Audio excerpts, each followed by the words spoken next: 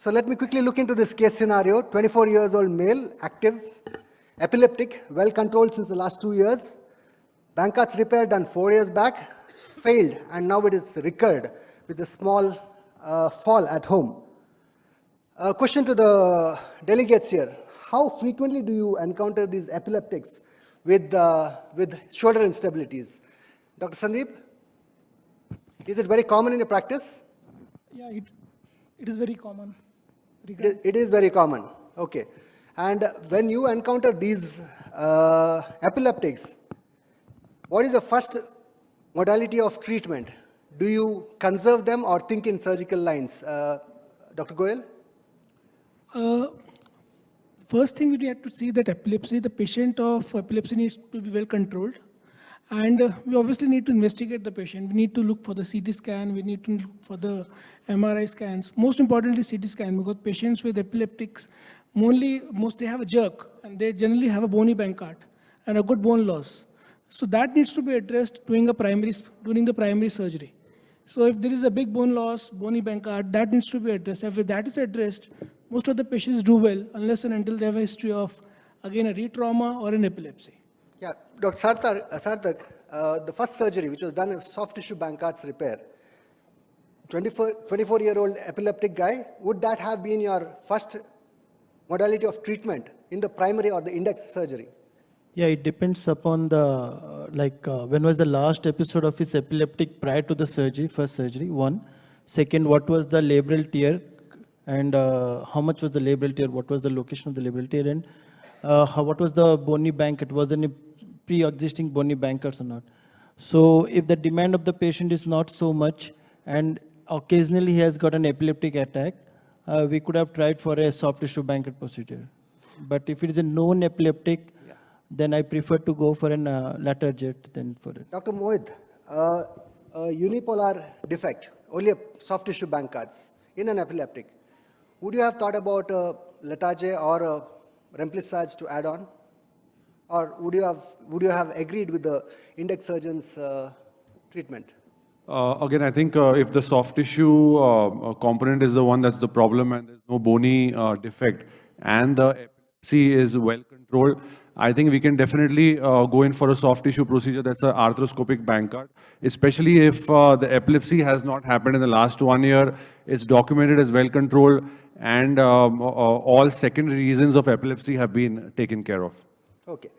If I may add, what I found on the X-ray. Excuse me, Yes. if I may add, sorry sir. If a patient of a unipolar bone loss, whether he is an epileptic or non-epileptic, adding a Remplissage without an engaging heel sac, just as a restraint or just as an adjunct to a primary Bankart that it may remain safe or may help in it healing, I think it's a wrong message. Because in a unipolar bone loss, with the non-engaging heel sac, we should not go for a Remplissage procedure. Yeah, agreed. Now, for my surprise, I had this on my X-ray. In today's world, would you agree with this implant selection?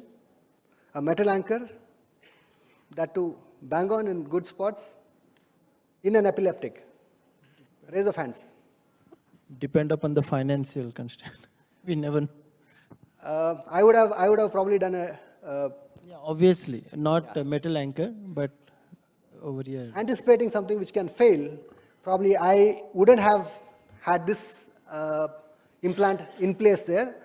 So this is the repeat CT scan and MRI. We see the anchors placed there, and we have, what do we have? We have a huge heel sac and we have a bony Bankarts here. About 16% bone loss with anchors in situ, a glenoid track of 17 mm, heel sac interval 18 mm. That means it's a off-track lesion.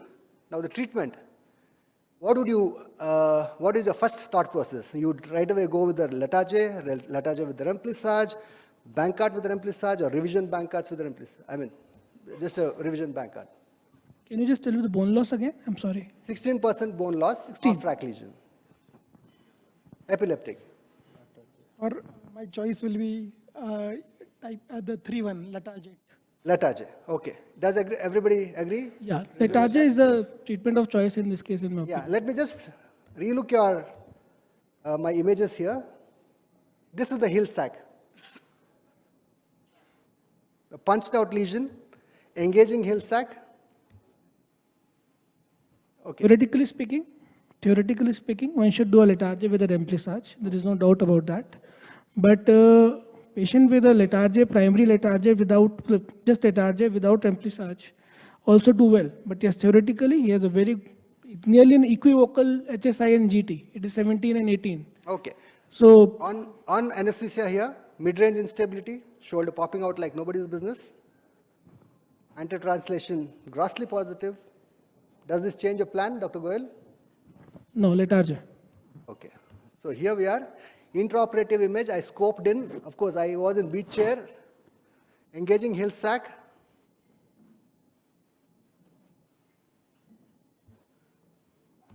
My plan there was letarge with the remplissage. Now the challenges, what would you anticipate with the metal anchor?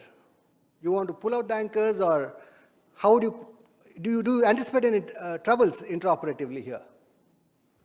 There actually is only one trouble.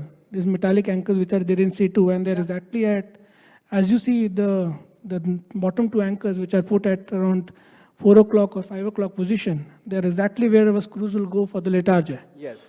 Taking out these metallic anchors arthroscopically, again I do arthroscopically in a lateral position and letarge in a beach chair. That is the primary reason I don't do a remplissage along with the letarge, because I do instability in a lateral position. Yeah. So even if I try to pull out these metallic anchors, maybe I'm able to do it, maybe I'm not able to do that. So I have to work around. I have to be very cautious when I drill. And you don't have a navigation. You don't have a navigation for this. No, yeah, exactly. So just you have to be very cautious when you drill have inside. a small space to work on. Do you have any plan in mind, Dr. Mohit? So I think we are doing a letarge for this guy, and I think metallic anchors in the bone, buried in the bone, would probably not matter since they're very small enough. I would like to put in the screws by just skipping the anchors somehow, and I think I would be able to get them out in case I have a problem with the drilling or something. I would have it probably in front of me, and I can take it out at that time. But I wouldn't be going in and like searching for them to take it out before I put my screws. But this is what your plan would be. Your screws bang on in that spot. And See, what coracoid, happens- you do not want to splinter the coracoid, drilling it again and again. What my plan there, I just had a shift of plan, like a shift of craft, a little lower, probably, place it well below the equator, and You're quite a daring surgeon. Yeah, for because that's where the axillary nerve and what options do I have?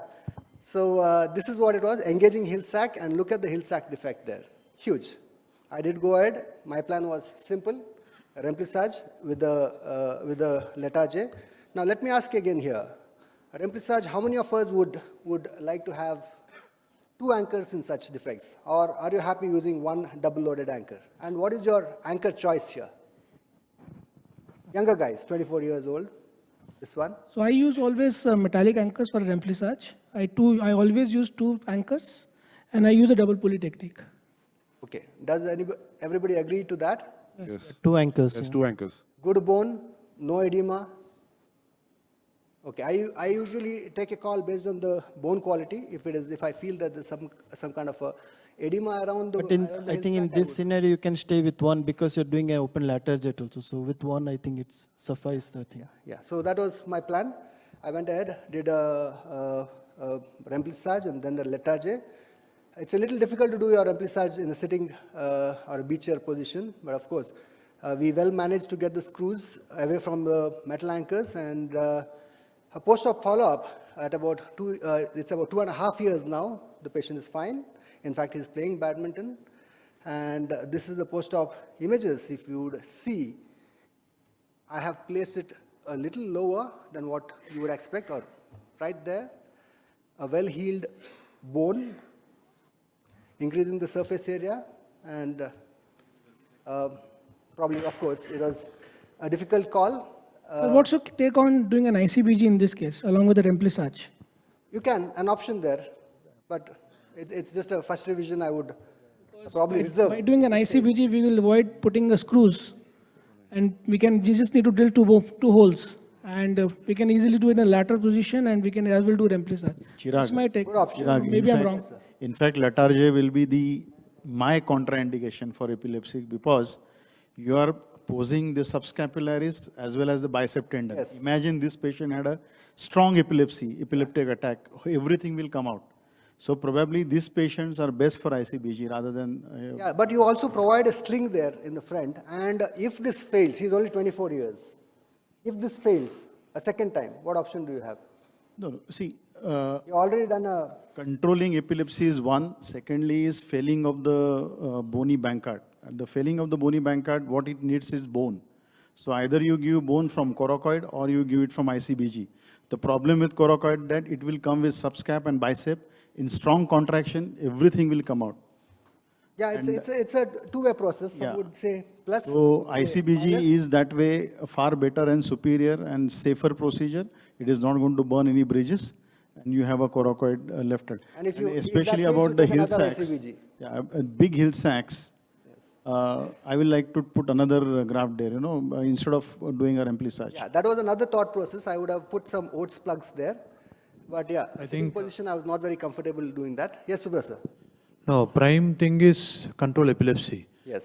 If you have epilepsy, any procedure will fail. Yes, so he was well Or controlled even for 4 ICB years. is going to fail also. He was well controlled for 4 years, he's recovered. So that's something. Let's move on to the second case, 24-year-old gym trainer, first time dislocation while gymming, relocated under sedation. Your approach. The first thing what you would do. I mean, first dislocation, 24-year-old gym trainer, would you investigate or just immobilize for 3 weeks? First time dislocator in engaged younger individuals, like less than 25 years, have got high chance of redislocation. So certainly many people might not agree, but there is a good evidence that they will again dislocate. So my choice of approach will be for surgery. If he would have been 25 or 30 plus, I would have conserved. Okay. Dr. Ankit, anything you can identify Dominance on this image? of right hand dominant, left hand dominant, number one. Number two, whether he's a professional athlete or is a recreational gym athlete, that needs to be taken into consideration. And definitely this is a contentious issue, no clear consensus, no clear guidelines is on there, whether the first time dislocator needs to be operated or not. Yeah, so let's skip off the timing of images. We already had an answer. Investigation of choice, MRI of course. This is the MRI findings. Something suspicious. Since this MRI was done immediately, I did it on day 2. A lot of effusion here, but I did identify that something wrong there. It could be either a huge ALPSA or a bone loss. And on CT, we did find this massive bone loss in the anterior-inferior portion of the glenoid.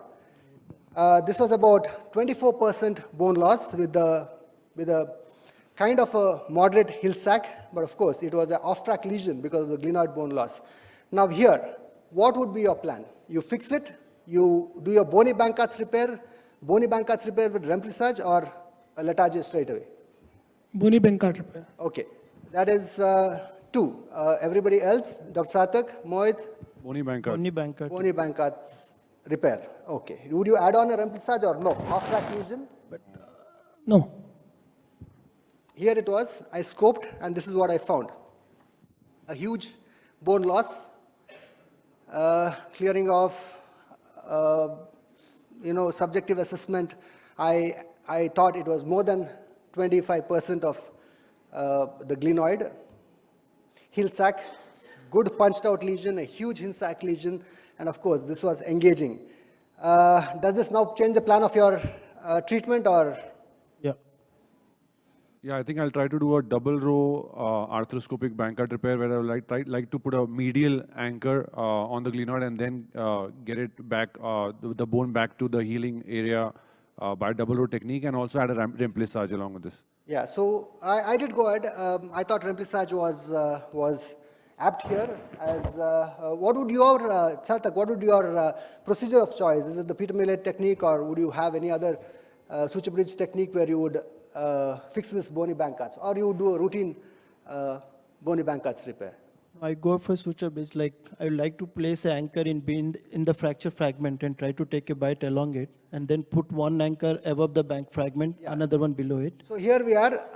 I put my first anchor, placed my first anchor into the glenoid neck, retrieved all of them through the bone fragment, ensacclage, and I did a combination of Peter Millet and my routine Bankart's repair. I put this anchor on 6 o'clock position, a soft tissue procedure first, a little bit of capsular shift. Once that was done, then my knotless anchor comes there, getting my bony fragment back to place, and then this is at the completion of my repair. Of course, I did go ahead and complete my remplissage as well. Well-centered head, well-covered anterior glenoid, and 1 year post-op, this is how it looks. A well-healed bony Bankarts, good incorporation of the fragment which is put back in place. And of course, you'll see there your remplissage anchor as well. The patient is back, the gym trainer, back to his training, saying that, I think so, I would like to thank the panelists for being here with me.